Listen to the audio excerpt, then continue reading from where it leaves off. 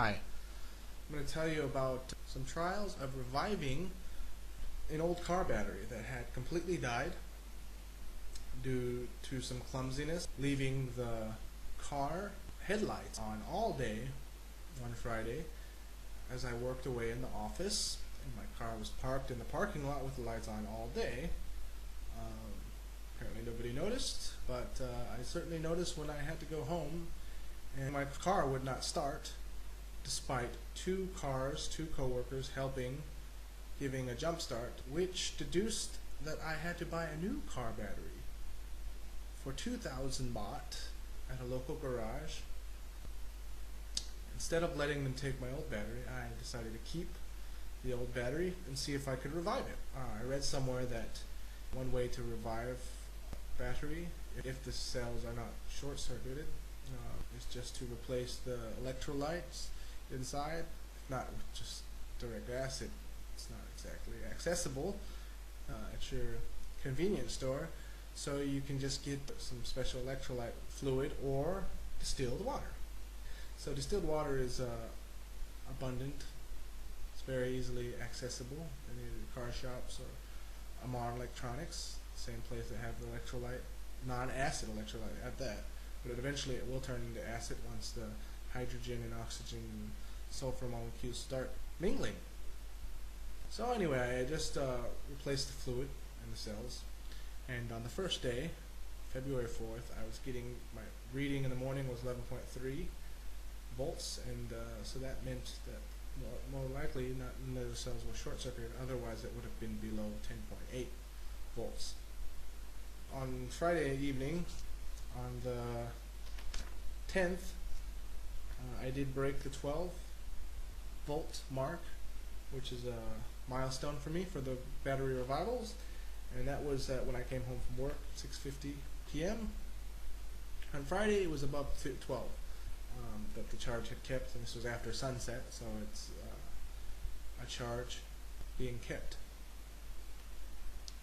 Saturday had the panels up all day, from getting full day of sunlight, and by late afternoon it was up to 12.2, but it came back down to 12 volts and about 70 millivolts. So today after sunset it was up to 100 millivolts, 12.1 volts. So the goal is to get to 12.7. So I've already gone 8 days on this. It's the 12th today, starting on the 4th. I estimate that at this rate, if it keeps this trend of increasing its charge capacity every day, that I have little solar panels hooked up to it, small ones, that provide the necessary 1%, maybe 0.05% of the charge capacity. In amp terms, the battery that is being charged is 45 amp hours. So its 1% charge current would be 450 milliamps, so 0.45 mA.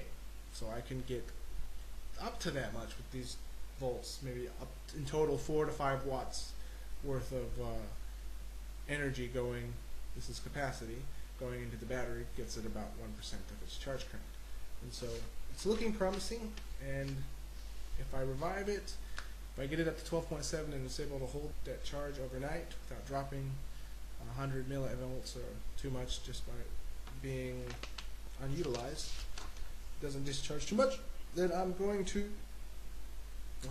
hook up some LED lights, maybe an amplifier, a stereo amplifier for the back of my car. Some use, but using solar panels to achieve a revival.